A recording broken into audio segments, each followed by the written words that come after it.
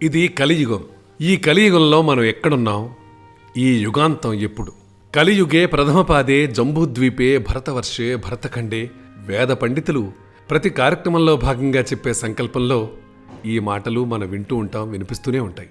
మనం ప్రస్తుతం కలియుగం ప్రథమ పాదంలో ఉన్నామన్న విషయం తెలుసు కదా. కానీ చాలామందికి అర్థం కాని విషయాలు, అసలు కలియుగం ఎప్పుడు మొదలైంది, ఎంతకాలం కొనసాగుతుంది, జనవరి 1వ తేదీన కొత్త సంవత్సరం మొదలవుతుంటే హిందువులకు కొత్త సంవత్సరం ఉగాది రోజే ఎందుకు ప్రారంభమవుతోంది, వీటి గురించి పలువురు పండితులు రాసిన పుస్తకాలు, వనరుల ఆధారంగా అందుబాటులో ఉన్న సమాచారాన్ని తెలుసుకునే ప్రయత్నం ఇప్పుడు మనం చేద్దాం. మన హిందూ క్యాలెండర్కు ఖగోళ శాస్త్రమే ఆధారం. నక్షత్రాలు, గ్రహాల స్థితిగతులు, వాటి గమనాన్ని గురించి తెలిపేదే ఖగోళ శాస్త్రం. భూమి తన చుట్టూ తాను ఒక్కసారి తిరిగొస్తే ఒక రోజు అవుతుంది. అదే భూమి చుట్టూ చంద్రుడు ఒక్కసారి ప్రదక్షిణ చేస్తే దాన్ని ఒక మాసంగా, భూమి సూర్యుడి చుట్టూ ఒకసారి ప్రదక్షిణ చేసి వస్తే దాన్ని ఒక సంవత్సర కాలంగా పరిగణిస్తున్నారు. ఇది కేవలం హిందువులు చెప్పలేదు, ప్రపంచవ్యాప్తంగా ఖగోళ శాస్త్రవేత్తలందరూ అంగీకరించే విషయం. ఇలా గ్రహాలు, నక్షత్రాల గమనం ఆధారంగా హిందువులు ఒక సంవత్సరంగా ఏర్పాటు చేసుకోవడం జరిగింది. మనం పరిగణించే రోజు, వారం, పక్షం, మాసం, ఋతువు, ఆయనం, సంవత్సరం, పుష్కరం, శకం, యుగం, కల్పకం ఇవన్నీ కూడా ఖగోళ శాస్త్ర ఆధారంగానే నిర్ణయించుకున్నవే. కానీ ఇంగ్లీష్ గ్రిగోరియన్ క్యాలెండర్ గ్రహాల గమనం ఆధారంగా ఏర్పాటైంది కాదు. కాలానికి ఓ లెక్క కోసం ఏర్పాటు చేసుకున్న క్యాలెండర్ మాత్రమే. నిజానికి కాలం అనంతం. తెలుగు సంవత్సరాది ఏటా చైత్రమాసం శుక్లపక్షం పాడ్యమి తేదీతో మొదలవుతుంది. దీన్నే యుగాది లేదా ఉగాదిగా చెప్తారు. తెలుగు సంవత్సరాదే కాదు, హిందూ సంవత్సరాది కూడా ఈరోజే సూర్యుడు మేషరాశిలోకి ప్రవేశిస్తాడు. 2017వ సంవత్సరం మార్చి 28వ తేదీ నుంచి హేవళంబి సంవత్సరంలోకి ప్రవేశిస్తున్నట్టు లెక్క. ఉగాది పండుగని మనం 28 లేదా 29వ తేదీలో ఏ రోజు జరుపుకున్నప్పటికీ బ్రహ్మ చైత్ర శుద్ధ పాడ్యమి నాడే సృష్టి మొదలుపెట్టాడని బ్రహ్మపురాణం చెప్తోంది. అందుకే దీన్ని యుగాది అని చెప్తారు. యుగాదే కాలక్రమంలో ఉగాదిగా స్థిరపడిందనే ఒక నమ్మకం ఉంది. ఉగాది అంటే ఉగా ప్లస్ ఆది. ఉగా అంటే నక్షత్ర గమనం, ఆది అంటే ప్రారంభం. నక్షత్ర గమనం మొదలవుతున్నట్టు అర్థం. ఆ విధంగా చూసుకుంటే కొత్త సంవత్సర ప్రారంభానికి ఉగాది అని సంభాషించటం ఆచరణీయంగానే ఉంది. యుగాది అంటే యుగము ప్లస్ ఆది. యుగము అనగా ద్వయం. ఉత్తరాయణం, దక్షిణాయనం కలిస్తే సంవత్సరం. ఇవి ఒక్కోటి 6 నెలల పాటు ఉంటాయి. ఈ 2 ఆయనాలే యుగంగానూ చెప్తారు.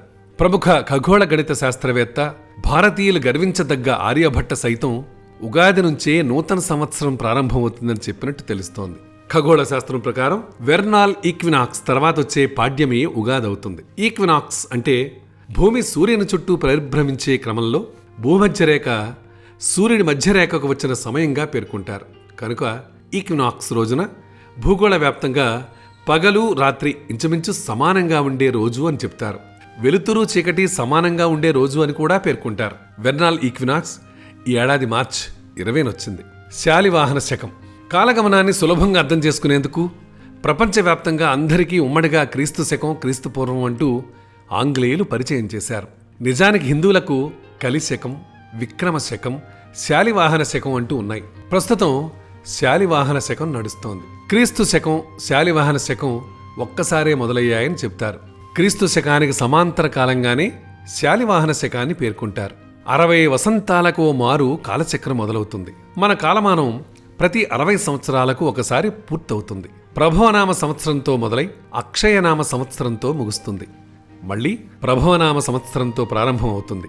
ఈ కాలచక్రంలో 60 వసంతాలుంటాయి. ప్రభవ, విభవ, శుక్ల, ప్రమోదూత, ప్రజోత్పత్తి, అంగీరస, శ్రీముఖ, భావ, యువ, ధాత, ఈశ్వర, బహుధాన్య, ప్రమాధి, విక్రమ, వృష, చిత్రభాను, స్వభాను, తారణ, పార్థివ, వ్యయ, సర్వజిత్తు, సర్వధారి, విరోధి, వికృతి, ఖర, నందన, విజయ, జయ, మన్మథ, దుర్ముఖి, హ్యావిళింబి లేదా హ్యావళంబి లేదా హేమలంబ, విళంబి, వికారి, శార్వరి, ప్లవ, శుభకృతు, శోభకృతు, క్రోధి, విశ్వావసు, పరాభవ, ప్లవంగ, కీలక, సౌమ్య, సాధారణ, విరోధికృతు, పరీధావి, ప్రమాదీచ, ఆనంద, రాక్షస, నల, పింగళ, కాళయుక్తి, సిద్ధార్థి, రౌద్రి, దుర్మతి, దుందుభి, రుద్రోద్ఘారి, రక్తాక్షి, క్రోధన, అక్షయ.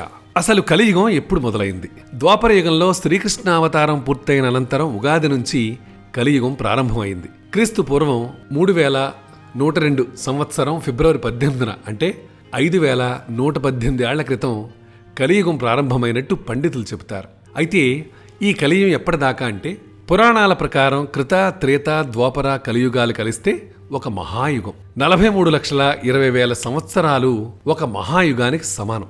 ఇందులో కృతాయుగంలో 17,28,000, త్రేతాయుగంలో 12,96,000, ద్వాపరయుగంలో 8,64,000, కలియుగంలో 4,32,000 సంవత్సరాలున్నట్టు అర్థం అన్నమాట. కలియుగంలో 4,32,000 సంవత్సరాల్లో ప్రస్తుతం మనం 5,119వ సంవత్సరంలో ఉన్నట్టు దీన్ని ప్రథమ పాదంగా చెప్తారు. నిజానికి కలియుగం అంతంతో సృష్టి కూడా ముగుస్తుందని చెప్పడానికి లేదు. ఎందుకంటే 71 మహాయుగాలు, ఒక్కో మహాయుగం అంటే 43,20,000 సంవత్సరాలు అన్నమాట. ఈ 71 మహాయుగాలు కలిస్తే ఒక మన్వంతరం పూర్తయినట్టు. ఇలాంటి 14 మన్వంతరాలు బ్రహ్మదేవునికి ఒక పగలుతో సమానం. దీన్నే కల్పం అంటాం. ఒక్కో మన్వంతరంలో భూమండలాన్ని ఒక్కో మనువు పాలిస్తుంటాడు. వీరిని బ్రహ్మదేవుడు నియమిస్తాడు. ప్రస్తుతం 7వ మన్వంతరం అయిన వైవస్వతం నడుస్తోంది. ఒక మన్వంతరంలో 71 మహాయుగాలుంటాయి కనుక కలియుగంలో 28వ మహాయుగం నడుస్తోంది. ఇలా 14 మన్వంతరాలు పూర్తయిన తర్వాత బ్రహ్మదేవుడు సృష్టిని ఆపేస్తాడు. దాంతో ప్రళయం వచ్చి సమస్త ప్రాణి అంతరించిపోతుంది. ఆ ప్రళయానంతరం వచ్చే 14 మన్వంతరాల కాలం బ్రహ్మకు రాత్రి కాలం. దాంతో ప్రశాంతమైన నిద్రలో ఉంటాడు. ఈ 28 మన్వంతరాలతో బ్రహ్మదేవుడికి ఒక రోజు పూర్తవుతుంది. ఆ తర్వాత ఆయన మళ్ళీ సృష్టిని మొదలు పెడతాడని చెబుతారు. ప్రస్తుతం శ్వేతవరాహ కల్పం నడుస్తోంది. ఈ కల్పం బ్రహ్మదేవునికి 51 సంవత్సరంలోని కల్పంగా చెబుతారు. బ్రహ్మదేవునికి ఆయన సృష్టి కార్యక్రమానికి ఇలా 100 కల్పాల కాలం ఆయుర్దాయంగా పేర్కొంటారు. మరి ఈ లెక్కన 7వ మన్వంతరంలోని 28వ మహాయుగంలోని కలియుగంలో ఉన్నాం కనుక ఈ యుగంతో సృష్టి కూడా ముగుస్తుందనడానికి లేదని అర్థం అవుతోంది. నిజానికి ఇవన్నీ కూడా మనుష్యులుగా మన లెక్కలేనని తెలుసుకోవాలి. చూసారా, అద్భుతం, అమోఘం కదా. కలియుగంలో మనం ఎక్కడున్నాం ఏంటనే విషయం ఇప్పుడు మనకు అర్థమైంది కదా. అదండి కలియుగం గురించిన విశేషం. చూసారా ఎంత అద్భుతంగా, అమోఘంగా ఉందో. ఇలాంటి అమోఘమైన, అద్భుతమైన, ఆసక్తికరమైన అంశాలు మా దగ్గర చాలా చాలా ఉన్నాయి. అవన్నీ కూడా మీరు తెలుసుకోవాలి, చూడాలి అనుకుంటే సింపుల్గా మీరు చేయాల్సిందల్లా మా ఛానల్ని మీరు సబ్స్క్రైబ్ చేసుకోవడం, దాంతోపాటు మీ సలహాని, సూచనని అందిస్తారు కదూ.